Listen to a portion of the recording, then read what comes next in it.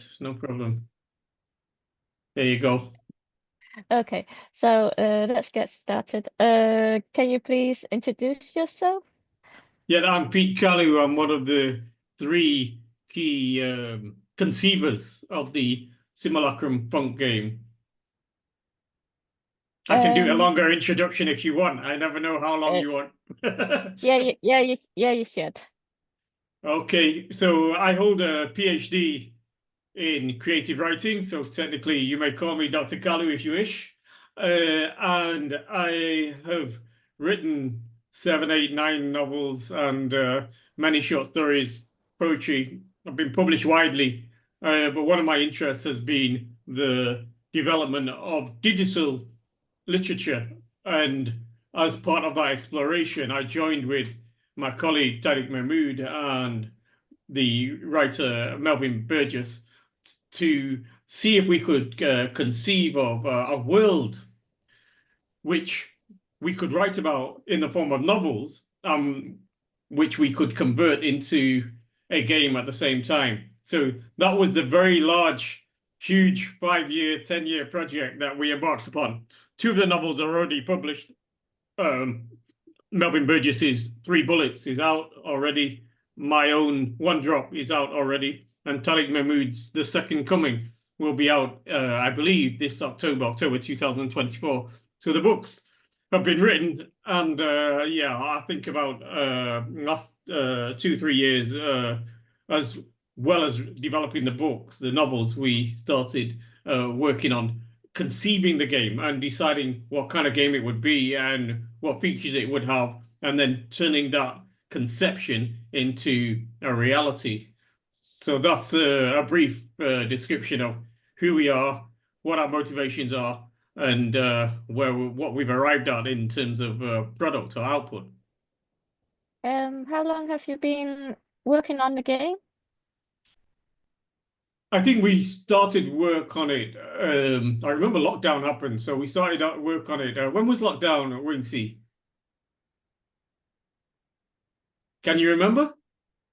I think it was Um, about 2 years ago, maybe. So Maybe was it 2020 or 2021 around there? yeah, somewhere around there. So I remember that at one point, lockdown meant we were not able to travel to meet each other in Beirut. Tariq was working out of Beirut in Lebanon, and myself and Melvin were in England. But there was a bigger, wider collaboration with the American University of Beirut and the British Council. So I guess we were working from probably 2018, 2019, and probably finished the development around about 2022. And from then, we've really been just executing the delivery, really. And what we developed, of course, was a concept, was a demo. The concept led to the demo. So it's a role play game, and you adopt various characters, but there's only one character that's playable on the demo. And similarly, there are many things that you potentially could do, but the demo does not allow you to do. There are many objects you may need to seek and many journeys you may need to go on. Um, that's the generally the length of time it took to get the demo together was about 2 to 3 years. Um, what are the inspirations behind the game? The inspiration really in terms of other games out there, there's one major inspiration really, and that's Disco Elysium.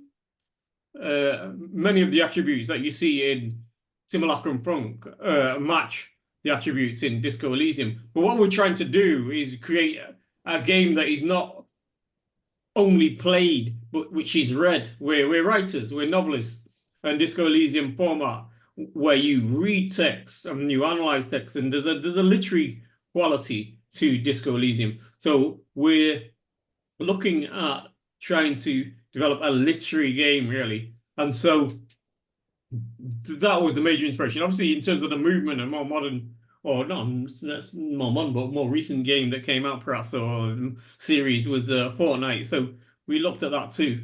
But I would say, yeah, that those were the two main inspirations from a technical point of view. But the inspiration really was, it's not really an inspiration because we were trying to do something that we thought was quite original, which is we posed the question, given that most games are Eurocentric and venerate Western ideals, how do you create a game which is anti-colonial, which is a decolonizing game, which puts the margins at the center and which looks at some of the history, even if metaphorically, allegorically, some of the history of the depredations that colonialism and the slave trade, etc., brought to the subaltern, to the poorer, less privileged people.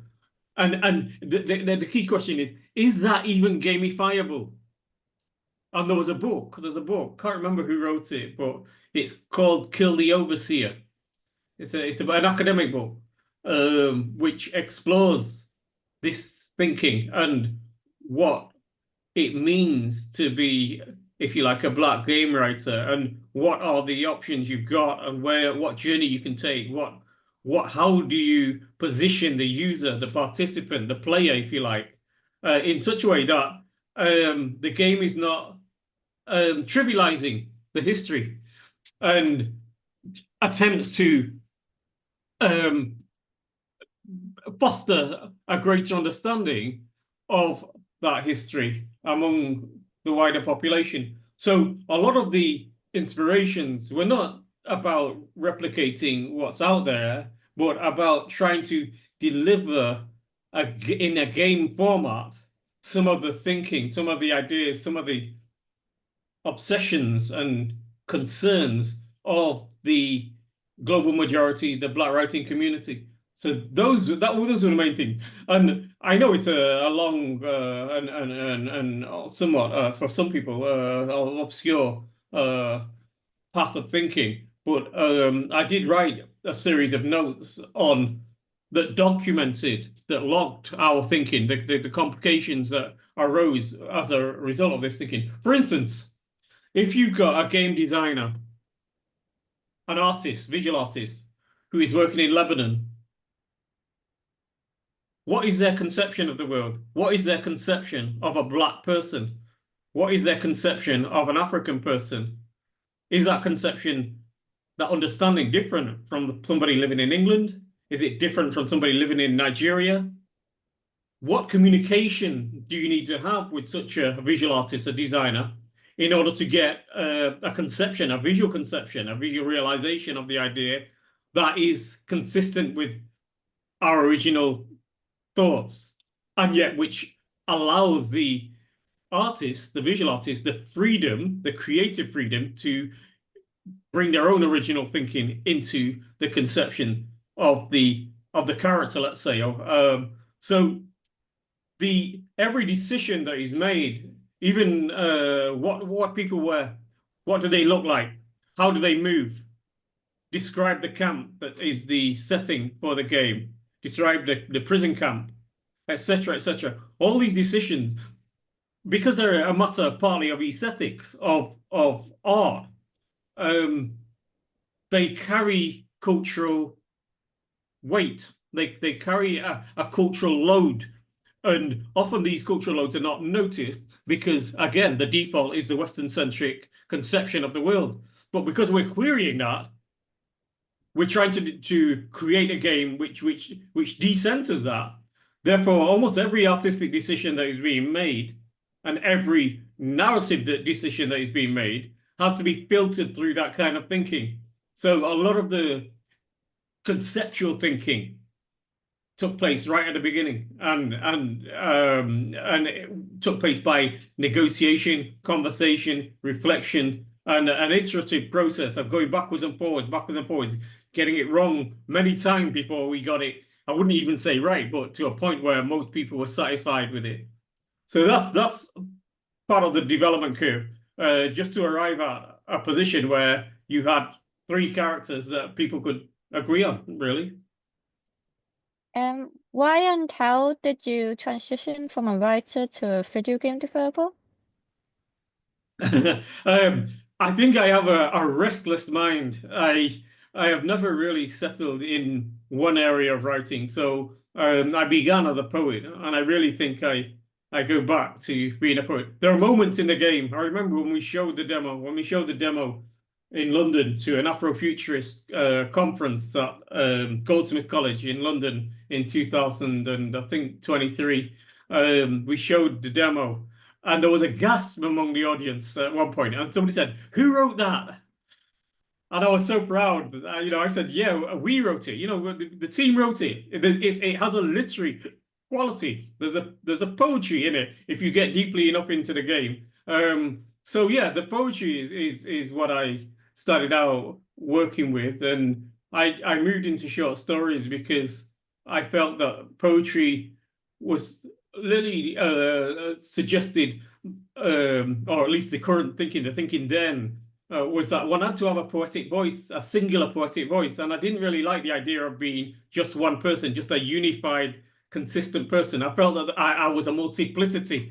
And the short story or novel form allowed many more than one character. In poetry, there's one voice generally, so it's one character who's being represented.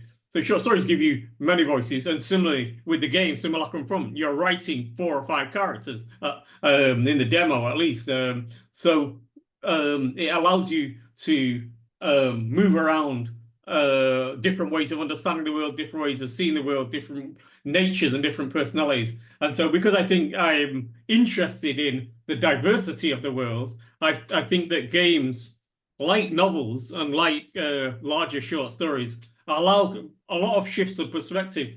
And that's one of the things that I enjoy developing. What is it to be somebody else? What is it to be 3 different people? I think that's what writers do when they're writing novels or whatever. They become one character, then another, then another. So in a sense, when in writing a novel, you're playing a game. Except it's a much more clumsy way of shifting from character to character. You're not just pressing a button on your controller. What is the genre of the game? What's the where it can be found, or the genre? Well, it's a role play game, and it's in the it's a sort of a defense game, isn't it? It's a breakout game. You've got to try and break out of the prison, and so in order to break out of the prison, you have to acquire a good heart, a good mind, and a good perception. And those are the 3 this in the demo game, the 3 items you have to go around collecting. Meanwhile, the prison people, the state or the power that has captured you is a far right power, which is attempting to wipe your mind of any divergent or apocryphal, non-conventional thinking, including the idea that blackness, coming from holding a pride in your African or your Caribbean or your Chinese or your Asian or your Middle Eastern identity, the idea that this is a good thing to have pride in that identity is bad in the eyes of this far right militia. And so they've implanted little chips in your brain. And anytime you have a positive thought around blackness, it distresses you, first of all. And secondly, it will wipe that idea out. And so they're in the camp, it's an experimental camp, and they're trying to see whether they can simply wipe out the idea of blackness. So everybody goes around thinking actually that they're white, and that white is brilliant. And that if the chip works, then they can then spread this out. Drones come over every night and update the software on the chip. So every night you're under another psychological attack. Then the resistance, the people who are trying to break out of this and stop being attacked by the chips and prevent the drones from wiping their minds all the time. The resistance is working in coding on its own software that it wants to load that will neutralize the chip and enable everybody to break out. So there's a battle of minds that goes on within the prison camp. And insofar as one is able to preserve an element of blackness, of an element of consciousness, black consciousness, one is able to fight the power that be, the militia, the far-right militia that are controlling this camp, and find those things, those matters of the knowledge, the history that will empower you to have a stronger sense of self, and that will empower you to retain your identity, and therefore that will empower you to think clearly about how best to escape. When you accumulate enough knowledge through going through the game and venturing through all its pathways and all the areas where knowledge is hidden and knowledge is preserved, once you gather up enough knowledge, enough heart, enough perception, you're able to find ways to break out of the camp. And so it's an escape game in that sense. It's a tower defense game. It's an escape game.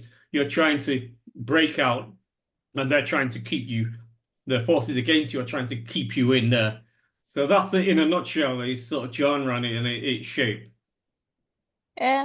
Speaking of battles, would there be any combat? Because in RPGs there needs to be combat in order to get experience points and leveling up. There is Otherwise it's not an RPG, is it? There is back in the day I used to do kung fu, and all this stuff, so I would look for there to be combat in the game, in particular areas of the game. We didn't have the money, we didn't have the funding to develop especially these kind of things. What does happen is, if you manage to get to the end of the game, you have a combat with the drones. You can shoot the drones down, so it's a shoot them up at the end if you ever get far enough. But it's a great thought we see. We don't have constant combat because we didn't have the money to get the coding done for it. Let's be frank. It's just I've played enough RPG games to know that RPG games really need combat to break up the monotony of Absolutely. gameplay. Absolutely. I guess this game is not, it's not Fortnite in that sense. It's not going to be high combat. It's really much more meditative, and you're faced with a series of decisions to take. You read a text, a bit like Disco Elysium. You're going to read something and you think, okay, what do I need to do now? What is the correct decision? What is the right way to go about things? Okay, so for instance, very early on in the game, and you may have seen it at the demo we ran in Manchester on the 19th of September 2024, we did a very short demo, very, very short. But what I was trying to, at the very beginning, you're faced with a wall that says in graffiti, by any means necessary. And that's a famous saying of the Black Power activist Malcolm X. And when you face this, as with Disco Elysium, there's a set of choices as to how you respond. On those choices, you have to think about the choice. What is the best choice to make? And depending on your level of awareness of who Malcolm X is and what that message means, you may or may not make what from the behind the scenes us game designers would consider to be the correct choice. And if you don't make the correct choice, it means that you don't have sufficient knowledge of the world, and therefore your stock of knowledge or your store of heart or whatever will deplete, and in the end you'll die. You'll die in the camp if you don't acquire that knowledge. So if you do make the right choice, then your powers go up.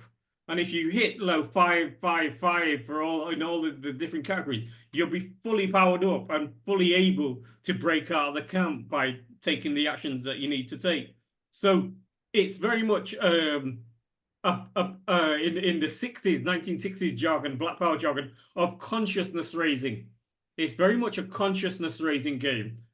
So it's a way for people to experiment in how much they know about Black consciousness. But it's fun at the same time. I know when we were doing the demo on the 19th of September, we chose a random guy pretty much to go through it. And in the end, he just says, I want to know how to die. I want to know how to die. Just let me see,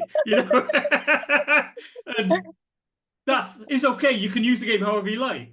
And even in the demo, if we don't give people the clues, if we don't give people the cheats, then they can be there for, a good half an hour, and still not get out. I myself, even though I key to the programming of all. I think it will take me 3 goes usually before I make the right decisions, because every decision it matters, and the order of the decisions matter, and the thoroughness with which you work it out matters. If you're not paying attention, you'll just die in that prison. And now this brings us to a different question, which is in terms of the morality of a game. You know, should everybody always succeed? Is it possible to escape racism? That's the metaphor. You know, is it easy? No, it isn't. It isn't easy. Perhaps we can escape in some shape or form, or we can become strong enough to be able to overcome the barriers that we're faced with. But it's not easy. And so the game isn't easy. And the theorist, the academic who wrote Kill the Overseer, you know, I think she was saying at one point that leaving a game incomplete, or leaving a game with an inability of the player to actually succeed, has a resonance, has a meaning. And I think she gave one example of a game that was developed but was never completed. But that in itself, metaphorically, was a statement, an artistic statement. So this game, it's just a fun thing you can play on a popular level, but on a theoretical level, it's also it carries meaning. It's trying to explore what is the nature of our reality as global majority people. What is the nature, and how do we navigate the trials that we face? And are we to be overly pessimistic, over romantic? What is resilience? What is well-being when faced with these deeds, with these forces against us? So that's the deep. Well, you don't have to go there. You can just skim, and you know, like the guy last night. Let me just die. I want to die another time. Kill me, Pete. You know, tell me where to go so I can die. Get the drones to shoot. I want to fight with the shoot the drones. You know. So yeah, it's got fun elements, and but we were trying also to bring in the questions, the deeper questions that as authors, as writers, even if we dare say as thinkers, we thought were useful questions. Not that we have any particular answers, but we can raise the questions. Will be the like a controller support? Because I don't use the mouse and keyboard. Yes, we developed it for PC, using PCs to test and using Mac to test. I've got the Mac version for you actually, and so I can send you that now. I got it from Melvin. I don't have a Mac computer.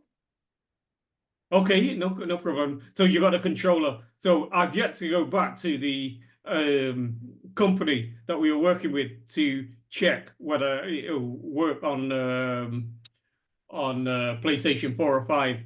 But I assume it's not a major modification. So let me get back to you on that one. The intention is that it works on all platforms, of course. Will the game come to PlayStation 4 and PlayStation 5? That's what that is our that is our intention. I imagine that the code programmers at the point of code will come back with a price. So it will depend how deep my pocket is, whether we can get that done. And partly what we're doing, of course, is we built the demo as exactly that, a demonstration of what the potential is. But if you go and look at Disco Elysium and then you look at Simulacrum Funk, you'll see that the depth of Disco Elysium is, let's say, 150 in terms of its attributes, its levels, and the depth of options and scenes. And the depth of Simulacrum Funk at the moment, it's only a demo. It's 5.3. You know, and that's one of the things we're faced with is while we've written 3 novels. Each novel is actually a demonstration of the potential of the game to move into different areas. Simulacrum Funk is actually based on my own novel primarily. It's which is One Drop. So Simulacrum Funk, because it's tower defense, I was the one whose novel dealt with that prison camp most of all. But the forces against the resistance, the far right forces, you meet them perhaps in a much different way and outside of the camp in both Melvin Burgess's Three Bullets and in Tariq Mahmood's The Second Coming. And the conception was that we would have elements of the game or the levels of the game where you would enter into those spheres, those physical spheres, we'd develop them. But as you know, each element, you know, you have to design the assets, you have to build the land, the landscape, you have to build the physical structures that the player will be navigating through, etc. So it's not cheap. Let's just say that. I would love to be able to complete the game, but that's the stage we're at. We're at a stage where we've got a functioning demo that you can have fun playing. But to finish it off may take some funds, anywhere between 50,000 and $500,000 to get a reasonable working model. What is the game about story-wise?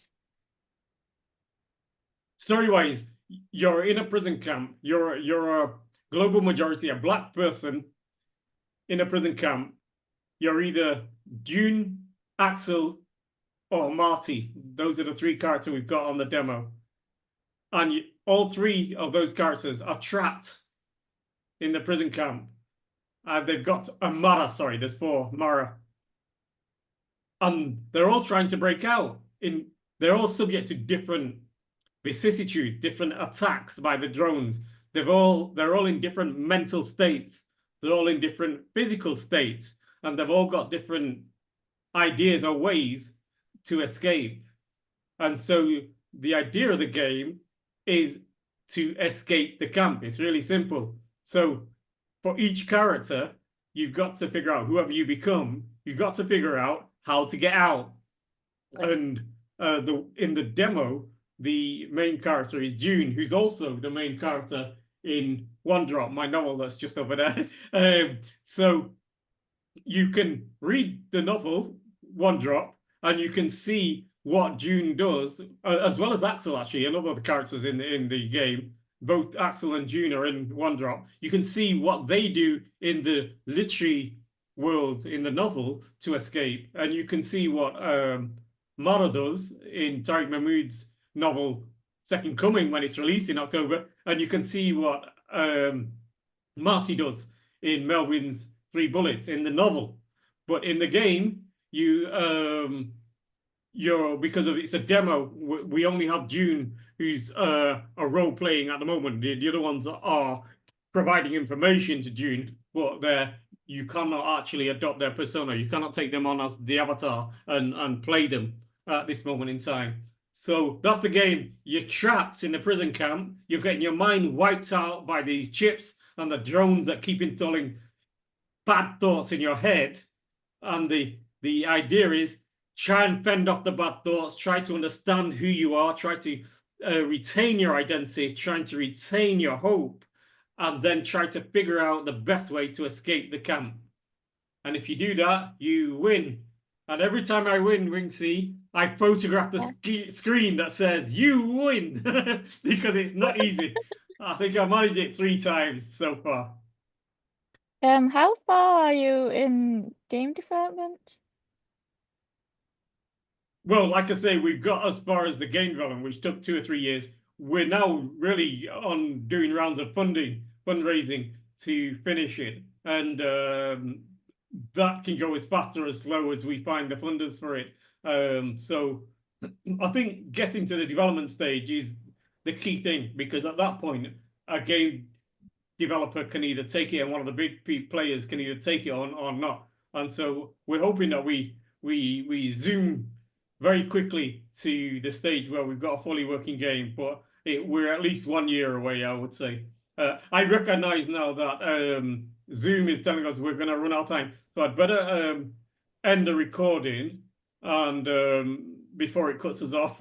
But thank you for the interview, and Well, do we But have one? Do we have room for one more question? go ahead, yes. Let's see. Why did you pick mixed race characters? Well, because when we were developing the stories, we went instinctively with characters we were interested in, and I think the idea of mixed heritage, mixed identity, because it surfs the hyphen, because it's an uncertain state. Uncertainty is something that is anathema, is rejected by far right. They like categories to be very clear, and so anybody who's in an in-between state is necessarily a threat. And so the characters we develop are often in between states. They're mixed heritage. They're also gender fluid sometimes. They also have sexual identities which do not conform to the simplicities of binary identities. So the characters, in their very nature, represent all that the far right hates. So you load the pressure in the game. You know, it raises the conflict levels, and as storytellers, we know a good story often needs high conflict, high pressure, and so by having these mixed heritage, gender fluid, of unconventional sexuality and sex identifications, the characters are abhorrent to the far right. And so, as you can read in the novels, they face increasing hostilities, and their navigation of those hostilities is a testament to their strength, and also a testament in entering into the character by the role play game. You choose your character, you come to learn something of the hostilities that such a character might face in real life, not in the game, but in real life too. So in that sense, we allow the players to stand in the shoes of the oppressed. So that was the purpose. I hope that answered the question. I don't know if it did, but I hope it did. What kind of RPG gameplay is it going to be? Is it turn-based RPG, or is it like a real-time RPG? We would like to do real-time RPG, but again, it's a code. It's got financial implications, and also team would be brilliant. I'm going to click the end button now, but we'll carry on the conversation anyway. But we'll say to the viewers, come back for episode 2, and we'll talk some more about the game. I'd love to, but for now, I'll just say goodbye.